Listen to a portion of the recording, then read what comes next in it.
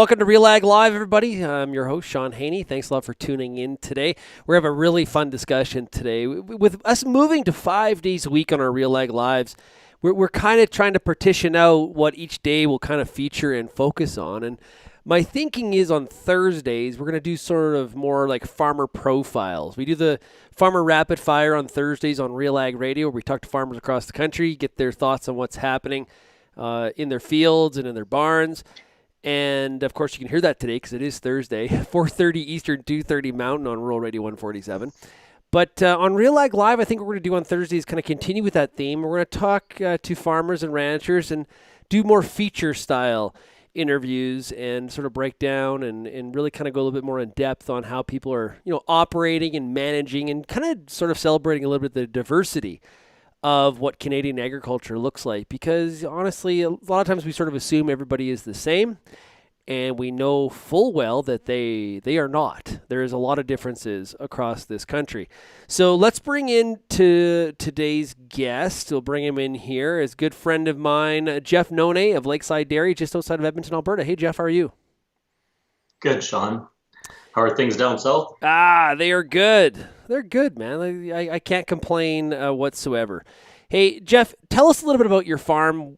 I said outside of Edmonton. You could be a little bit more specific if you want. Tell us a bit about your farm. We're 35 kilometers north of Edmonton in Sturgeon County.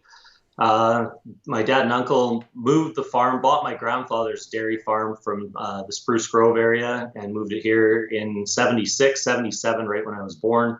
So this is home. This is the only place I've ever been. Grew up here, doing all the things farm kids did in the 80s, and took over the farm, kind of got more involved in 2000. A dairy farm with some grain. In 2000, we added seed potatoes to the mix when I came in, and then slowly as my uncle phased out and my dad got older and headed towards retirement, kind of went down the path expanding the dairy and chipping away. Moving in a lot of directions was always kind of not new for us. And along with the barn expansion in 2010, met up with a couple of kids out of Quebec whose dad was making some phenomenal cheese. And so that was a slow burn in the background, and just fired up a cheese processing plant this last week.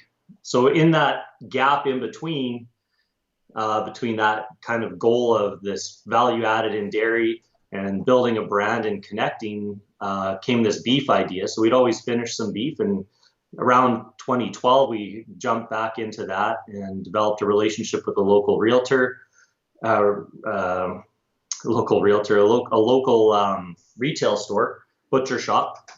And slowly sold beef and developed a brand and got to connect with consumers and tell the story. And that opened up, kind of gave confidence to the idea of investing heavily in something a little bit more, which is the cheese plant. Yeah, so like a lot of times in agriculture, we talk about moving up the value chain. We got to move up the value chain because that's where the money is made. There's also different challenges, though. We sometimes forget that. We always just sort of think about the best case scenario. Is this with the cheese plant or selling beef directly into the Edmonton retail market or restaurant market? It has not come without challenges. It is you mentioned the phrase slow burn. It is a lot of work to try to do it right. Yeah, it is. It's on the beef side of things, for sure, I've kept that model simple. So there wasn't a lot of infrastructure needed. We had a local abattoir. So basically the relationship was I continue to raise quality beef, bring it to that abattoir and sell, for the most part, swinging beef. So, I get involved a little bit with developing relationships with restaurants, but still relying on the butcher shop in the city, the retail connection that's convenient for consumers to do a fair bit of the distributing and handling those accounts. So it worked really well, actually, with Kyle. I develop a relationship, hand it off, and kind of be able to service it from the outside, but not a lot of effort put in. That grew into a friendship with a restaurateur who had, a higher end restaurant, kind of approachable on the south side. And he, as we got to know each other, he opened up a burger joint. And that turned into 2 burger joints. And now he's actually taking beef directly and handling it himself. So that's another little different nuanced model. But when you talk about moving up the value chain, I have a little more control over my price in the beef side of things, but I'm not selling individual cuts of beef. So I'm still really a little bit of a premium wholesale system for that, but at least having it exclusive enough that I can attach my brand and our name to it, so that there's recognition around, the million people or so that live around the city of Edmonton. They can go to various restaurants and have servers sit down and tell them about this farm north of Edmonton and Nonay beef and why it's so great. And eventually they hear it enough that it becomes a thing. So it's on the menu. It's listed as Nonay beef. Nonay beef. Well, that's pretty cool. Yeah. And different, the original burger joint, two will tweet about it all the time. If I can't walk in the place without him picking up my tab, it's a great relationship back and forth. I'm nowhere on the menu. It's just kind of, if it's good beef and it's there and he's connected to the retail connection. And if you go into Woodshed Burgers, every burger is Nonay beef, except for the chicken and fish, right? Across the menu. And he's using tip to tail. So the gravy you get on your fries is made from stock that he takes from the bones. And so a lot of that story feeds into it. A lot of the people that work for him get really, they're excited about that connection. And then if they can connect a name to a face, so you go in there with the kids and the family, and we get spoiled quite a bit when we go around town to establishments that carry our product. So you get to see the excitement, right? And that makes it worthwhile. And in any establishment, fine dining, you'll have people come over and comment on the meal they had and how great it is. I even had somebody sitting down who was from Texas in one of the restaurants when I was in there, and he just thought it was the coolest thing that he could see the farmer that grew the beef that he was eating that night. Well, you and I were talking right before we went on air that, we see a lot more direct-to-consumer models around major cities, Toronto, Montreal, Vancouver, just because you have so much access to just such a larger population. A little bit less common on the prairies, but you said when you kind of got out there telling people about the cheese plant, you found out there's maybe a little bit more of it happening than you first thought. Yeah, there's a few, and Alberta Milk, I know them more. It's not celebrated and advertised how many small on farm there are, or where they sell products directly. I know of a few of them, but everybody has a different model. And even right now, as you can tell with our beef model, it's, we're not making sausage or selling steaks directly because it's the whole package to the restaurant. We rely on them. We're not at farmers markets.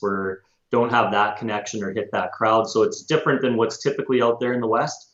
So even these processing facilities that you hear about, when you dig in, the types of cheese they make and all of these ideas, in Alberta, it is quite small. There's a little bit of connection already happening that, some of them want to connect and try and look at that model out east where distribution is more efficient because they have a distribution system where, that helps these little processors focus on making cheese and not trying to drive around and sell a few kilograms at each location. So I have so much to learn as far as getting out there. I think we have a great lineup of cheeses. I had a meeting last night with one of our restaurant connections and it went over really well. But now it's, how do you gain traction? How does that look in their shelf, in their system? Do we approach a retail store? What size of chain do we look at, if at all, right? And there's a few options, from the Santeras to the little independent Italian centers that have spots around town, up and coming ones, and then the big, like the Sobeys and into that range. So it's you have to start making product before you can even really get any traction with those players and decide how to approach it,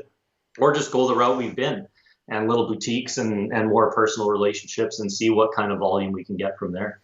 Yeah, because with some, the larger the chain you approach, or restaurant, chain, if that's grocery or restaurants, volume and consistency in the volume becomes the biggest question, right? And I've heard different stories about people where it's like, we got into Costco, and that the monumental, like, you have to have a lot of ducks set up in a row to be able to have those delivery. Like it's just an amazing amount of volume if you can get in there. It's not as easy as maybe it sounds.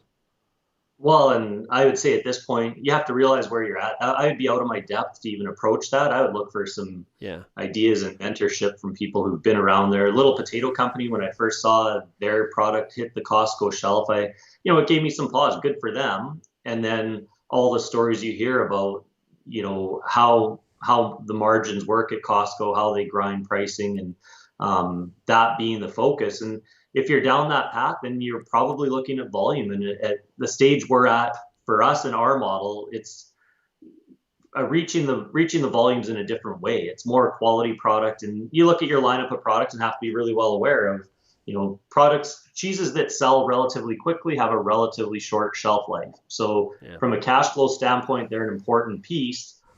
Versus the ones that you can age longer, a good aged cheddar, you can start selling it at 9 months, 12 months. You can hang on to it to 24. That causes some cash flow problems, but it does give you a little more leeway in there's not as much pressure to move it in the next 4 weeks, for example. Yeah. Hey, question here from Lindsay who's watching on Facebook. What's one mistake you made early on in this journey, and what'd you learn? I guess out of the gate, because our farm is at the time Lakeside Dairy. Now we've developed Lakeside Farmstead as the umbrella as we go, but connecting the name first. So going around and, I could tell a funny story right out of the gate. So it feeds into it. I wanted to sell our beef at the local butcher shop. So I walked in with a couple of steaks that I knew were good quality, had been frozen in the freezers because that's how I grew up eating steaks. Tossed them one in a Ziploc bag with nothing on it. The other one I put some seasoning. I walk in there with a couple steaks in a Ziploc bag.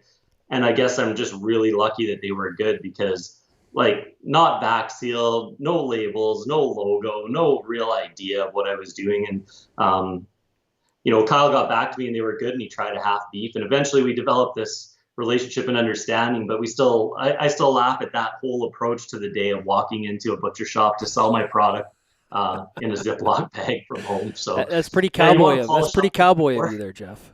A little, yeah. Yeah, so we've come a ways, and I still rely on a lot of their packaging side of things on the beef. We do need in the cheese side, and that's where we're at. We're making cheese, but we're meeting, labels and packaging and what it needs to look like. I had a meeting this morning where there's a little more leeway going into restaurants to sell them the whole wheel of cheese or something, because it's not sitting in front of the consumer, or a small boutique may repackage or cut off of the block. If you want to go to Sobeys, you better present them the package they're going to receive when they make the order with the labels as is, or they're not going to give you the time of day and they may not give you another crack at it. So we're still learning on that angle of things, of how to present and be polished. And the cheesery in Quebec that I kind of model off of and have learned a lot from, I just look in the last 8 years of how their packaging has changed. And every time you think that they've got something good and you understand it, then you go back and they've actually made it more appealing or gain more efficiency because of the type of equipment or how it works or shelf life and all of those items. So it's never ending, right? And it depends, again, what marketplace you're going to go to. We're talking about going into the food market and obviously food safety and the quality that goes with that. How do you manage quality at in the cheese plant, as an example? The head cheesemaker's been instrumental. So Ian came from a small operation where he learned, and that eventually it was small and inefficient and ended up failing. He couldn't make a go of it with that, but came with a lot of experience on having all of the programs and making sure that the procedures are filled out. So we're a provincially inspected facility. We have almost all of our Safe Food for Canada and our manual for how we handle products and how people are allowed in and out of the facility and all the food safety items, recall. It's a massive undertaking. He spent most of the last year preparing those documents and making sure we're up to speed so that we do have, all of those things in line for when we get product out the door. And without that, you don't even start, right? So huge undertaking, and that's something that, it was part of why we're at where we're at, that I found somebody who was able to do that side of it, because I can look at it and agree that it needs to be done. He had the knowledge and the ability and time to sit down and actually execute. What about insurance? Like, because there's risks that go with that, and insurance is a way to mitigate it. So how about trying to get insurance for something like a on-farm cheese plant?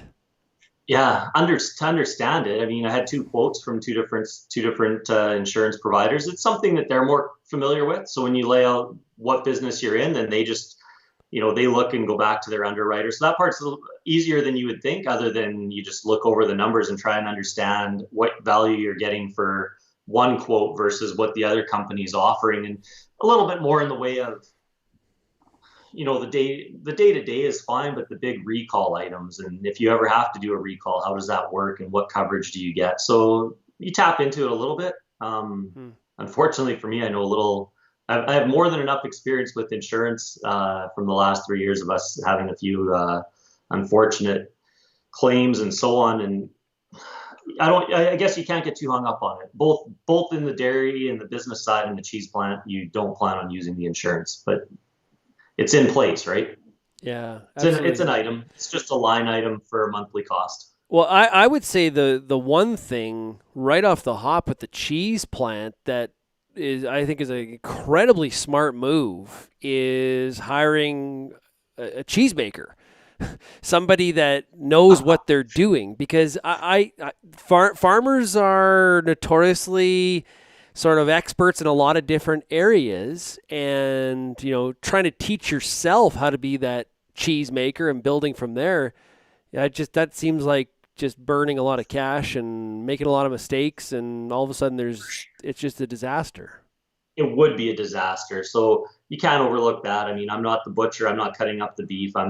I love going in the facility, my first few experiences out east and making cheese and understanding from the beginning to the end and the aging, and fascinated by it as a food type where you get to concentrate flavors and then what that really means. So hiring a cheesemaker, I mean, anybody that's kind of known me kicking that long, slow burn of doing something like making cheese, this has been 6 years. I actually, before Ian got involved in the business he started before, I can remember I had a couple quick texts or emails or something through Facebook with him like 4 years ago, and nothing came of it because he was off on this other venture. And, it just kind of down as time went on, I reached out again, and it made more sense for us to connect at this time. But you need people, and I'm at the beginning of learning that, as well as you get connected with more business people in Edmonton that get excited and think that what you're doing is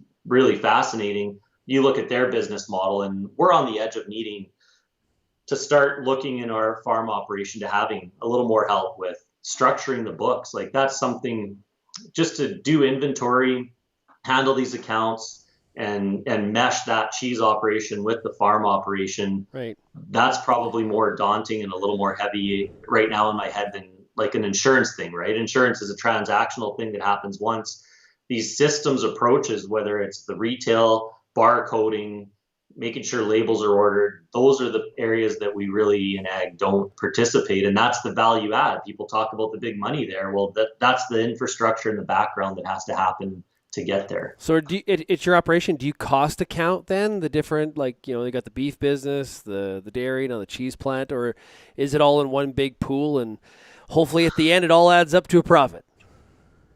I have a pretty good handle on the individual items outside of the cheese plant. Lakeside Farmstead Cheese is its own separate entity. So there's some interactions between Lakeside Dairy and Lakeside Farmstead.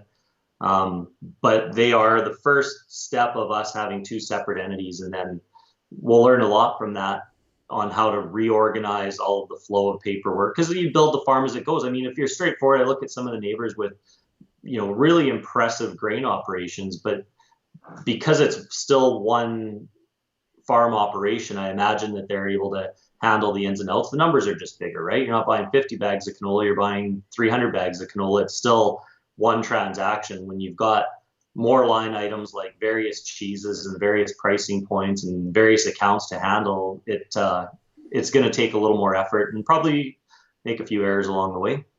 Right. Yeah. Well, we all do that, and I think it's the learning from it that is, whether it's small business, big business, Fortune 500. It's about learning from those mistakes and making sure those mistakes aren't too big that you can't live to fight another day. And trying to account for that, right? So understanding what the true cost is and how much effort, and finding people that can go out there and handle sales accounts, and then feeding that into this cost structure, which up until now, like on the beef side of things, it was in our spare time. And it was fun to go out to a restaurant and try and sell your beef because you were going there anyway. This is a different world. As we're getting into production, there was a little bit of a sleepless night the other night because I know the quality of the cheeses. We're starting to making it. It's fascinating and exciting. And then it's like, we have to start selling 200 kilograms of cheese a week. How's that going to happen? Yeah, right? It seems we're good at making the cheese. We got to sell it. Right. And as excited as everybody is about it, you still have to present. So from, Edmonton being a little larger center, and that connection to right here in our local town, how quickly are we going to open up a retail store on farm, and all of the, benefits and positives that come with that, both from an ag standpoint and from the business standpoint of selling at retail instead of wholesale. So yeah, I think we're at the beginning of a road more so than at the end here. I was actually, Kelvin and I were there together. We were in Indianapolis, like going back to 2010, 2011, and we had visited a dairy farm outside of Indianapolis, and they had the dairy, but they also had like this whole agritourism thing that was going on, and they had I remember they had a store there, and I just thought of that as you were mentioning that. I think I can see it now. You got a retail store on farm. People come out, maybe get to hook up with a local craft brewery, and you've got the options for things like beer and wine, drinks like that. People pick up some cheese, have a steak, and maybe a petting zoo. You got some animals there. I don't know about the petting zoo, but I was with you right up until that end. Hay rides? It is. It's part. It's part of the plan to have a space for people to come in and pick up some cheese and enjoy being at the farm, and work probably some tours into that. But it doesn't come without a little bit of pause of biosecurity around the animals, the staff. How do you structure the yard? Even just accessibility, like putting gates up so that you can actually be closed at some point during the day, where you don't have people coming out and assuming that you're going to be your retail store is open at 6 or 8 or 9 o'clock at night, or on a Sunday or whatever it is. Yeah, where Kelvin and I were together again. We were where were we? We were just outside of South Bend, where Notre Dame is, and we had gone to this place where they had like a whole outdoor thing again. They had a band and they had a winery. Like, just that stuff is a lot more alive and well in some areas. We just don't. It hasn't been a lot of pursuit of it here in the prairies. And I'm glad to see we're kind of forging ahead, and that's changing. But I think it's going to take, it's the community and the culture, and it takes so many things to line up. So the farm out that in Quebec, there's 3 brothers that are taking over the dairy. The dad, Shaun, it's called Fromagerie de Presbytère. And the most fascinating thing, so his middle son worked for me in 2010. And when he went back home, I got a handwritten card from Jean. His English isn't great, but he wrote me a little note and said, "Thanks for taking care of my son. You'll have to come and join us for a happening Friday night." And I just I don't know what a happening Friday night is. And eventually, after a couple of years, I did make it out in the winter and got to see what they were doing. And in their case, the farm is like inside this little town, 200 people, 300 people, near some larger centers, an hour and a half, so right between Quebec City and Montreal. And his happening Friday night in 2010 probably wasn't a huge deal. And as I found out last summer when we were out there visiting, he said his first Friday night, 9 people showed up. So he was ready to go. Cheese boards happening Friday night, advertised, come on out and let's just celebrate and have a good time. And 9 people showed up and bought cheese boards. And as he forged on, This summer, obviously COVID threw a wrench into things and there's curb delivery and whatever. But last summer when we went there for an event, happening Friday nights turned into people showing up in camper vans on Thursday and not leaving till Sunday and renting farmers parking lots. And I think he pretty much owns the town now, as far as he bought the rectory to do the cheese plant. He bought the church and turned it into a storage. He bought the hardware store across the street and it's a bakery. Yeah, he's literally repainted the lines in the street for crosswalks where he wants them. And 1,500 people, 2,500 people rolling through that town on a weekend for his happening Friday night to enjoy cheese and camaraderie is a staple through the summer in Quebec. And it's fascinating to see because it happened there. And I don't know anybody else that's been able to recreate that, even in a community where there's all these little cheese factories and people that are doing that. So that's not my vision to that extent, and the infrastructure and where he's located.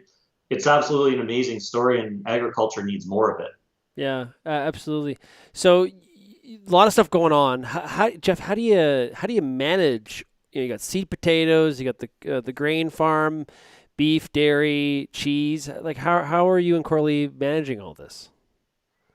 Probably at a bit of a crossroads, like I alluded to, where we do need to start, maybe getting a little bit of help with the bookkeeping, or, having people in place, hiring outside of, so people that can run. And you see it in a large operation where a large grain farm of 50,000 or 20,000 will hire a manager to run the grain farm. We have to think that way, but on a much smaller level, and be open to, when you find the right people, to figuring out how to include them in the operation so that they're more a part of it, so that they, whether it's, some shares or some sort of an involvement that way, I think is going to have to happen, because the transition from me stepping in 2000 and my dad and my uncle and 3 managers, the gross revenue of the farm has more than quadrupled. My dad and uncle are no longer part of the farm in any day-to-day capacity. So that's astute and a huge challenge. And in our case, I guess it's, at the end of, we have to take this winter and catch our breath a bit. In 2017, so we're coming up on our 3rd anniversary of our barn fire. Yeah. So it's been a massive rebuild, tear down of the guts of the farm. We have a new calf barn, a new heifer shed. We got rid of all the old infrastructure and cleaned up and built this cheese plant. So I guess I haven't taken enough time to really sit down and measure out a good way to answer that question, other than realizing and knowing that we need people that are going to be able to carry the load a little bit. Yeah, that fire, it's already 3 years ago. We're almost November 17th of 2017. Yeah. Man, I remember that. I remember that day.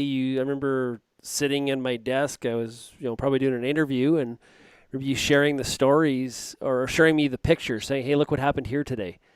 Yeah, that was devastating. It was, and I was actually did a phone call this morning, because I found out this morning on a quick search that a friend and dairy farmer out at Millet. There's one in 2018, just after ours. A guy lost his barn just 2 days ago.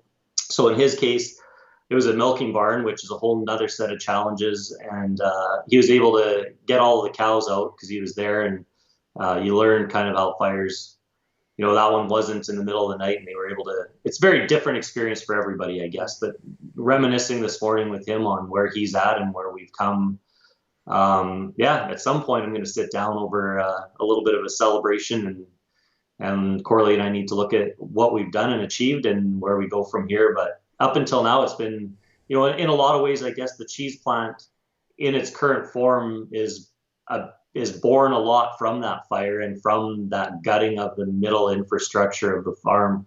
If you imagine our farm like that, the barn that we lost was right central. Our power and water all entered there.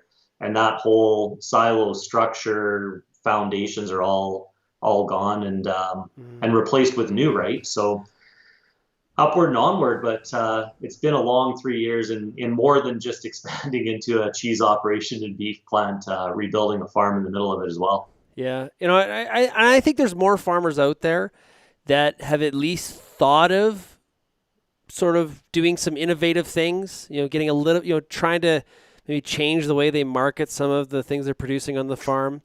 what kind of recommendation can you give people if they are considering whether, it doesn't have to be a cheese plant or selling beef directly, but there's lots of different ways to approach this kind of innovative model. Is there like a secret club of you that get together with encoder rings, or like how do you get feedback from people? Like where do they go? Oh, I don't know on that side. I mean, most cheesemakers, if you go specifically there, are very, you can find certainly enough that are open to sharing and helping you along, but you need to have a base and a foundation. Like, I was fortunate with the farm that I connected with that I didn't and still got in there. But, when you have a cheesemaker that has a background, then the lingo is there. So if you're passionate about a product that you have on farm and you research it and it's unique and you want to put it out there, then go to farmers markets and see what's being sold, see what packaging looks like. There's lots of little examples. There's a small organic guy that grinds his grain into flour, and his model is not a lot of volume at all, but man, there's a lot of value add in the final product. But he's keeping seed that's heritage seeds and farming in a way that not a lot of people are willing to go down that path. So I don't know, go in slow. And once you're committed, then I guess best of luck. I'm at the beginning. 2 feet in. Part of things. You know what? There's as many wildly excited days of people try some of the cheese that we have and that's coming down the pipe, and then it doesn't take long for that pendulum to swing the other way back into the world of we still have to test that out that we're going to be able to move it one way or another. And I have confidence there. It's just, I'd like it to be small and boutique and have people tell the story rather than the large grocery store shelf. But maybe that's going to end up being where the volume has to be on our size of operation. So I guess we'll continue this story. And I'm sure that we'll follow along, Jeff, and find out how it's all going. It's pretty cool, some of the stuff that you're doing. Hey, I really appreciate you joining us here today on RealAg Live. I did have Coralie kind of do up a little cheese board here. Now, isn't that nice? Yeah, it's some of our signature stuff. I don't know how close I can get. You're good. That's good. Yeah. That's a chaga cheddar right front and center. And the taller block is an Alpine style cheese. And the little more crumbly cheddar on the side is actually one that we're super excited about. It ages differently. We actually wrap that cloth-bound cheddar in beef tallow from our Wagyu beef operation. So a smoked beef tallow to wrap that cloth-bound, and all very exciting cheeses and for very different reasons. But yeah, a little visual there for you. Can we order online? Eventually. We're not there yet. Okay. It's shipping. The whole shipping thing would be a whole other realm I need to investigate, Shaun. So can I ship some to you? Yes, we can work that out. Do I have an online store? No, not yet. Okay. Well, there is small steps, and yes, you can send it to me. You know my address. I'll wait. Okay, Jeff. Hey, thanks a lot, buddy. All right. Thanks, Shaun. Okay, everybody, thanks a lot for tuning in today for RealAg Live. I always appreciate everybody doing so. And like I said, every Thursday, we're going to try to focus on a farmer story and hear what's happening across the country and kind of celebrate a little bit of the diversity in Canadian agriculture. Encourage everybody to check out RealAg Radio today on Rural Radio 147 at 4:30 Eastern, 2:30 Mountain. Today is the Farmer Rapid Fire. We've got 5 farmers from across the country lined up, and we're going to hear how they are making out. Thank you very much, everybody, for getting real and getting connected with RealAg Live, and we'll chat again tomorrow. Cheers, everybody.